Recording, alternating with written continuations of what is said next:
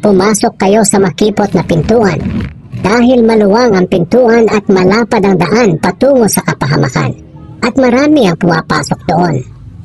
Ngunit makipot ang pintuan at mahirap ang daan patungo sa buhay na walang hanggan at kakaunti lang ang dumadaan dito. Nakikilala ang puno sa bunga nito. Mag-ingat kayo sa mga huwad na propeta. Lumalapit sila sa inyo na parang mga maamong tupa. Pero ang totoo, tulad sila ng mga gutom na lobo. Makikilala ninyo sila sa kanilang mga gawa. Ang matitinik na halaman ay hindi namumunga ng ubas o igos. Ang mabuting puno ay namumunga ng mabuting bunga. At ang masamang puno ay namumunga ng masama. Ang mabuting puno ay hindi namumunga ng masama. At ang masamang puno ay hindi namumunga ng mabuti. Ang lahat ng punong hindi namumunga ng mabuti ay pinuputol at itinatapon sa apoy. Kaya nga makikilala ninyo ang mga huwad na propeta sa kanilang mga gawa.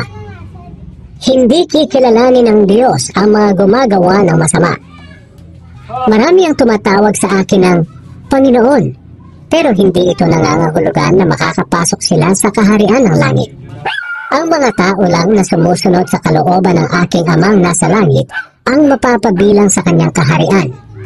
Marami ang magsasabi sa akin sa araw ng paghuhukom, Panginoon, hindi ba't sa ngalan niyo ay nagpahayag kami ng inyong salita?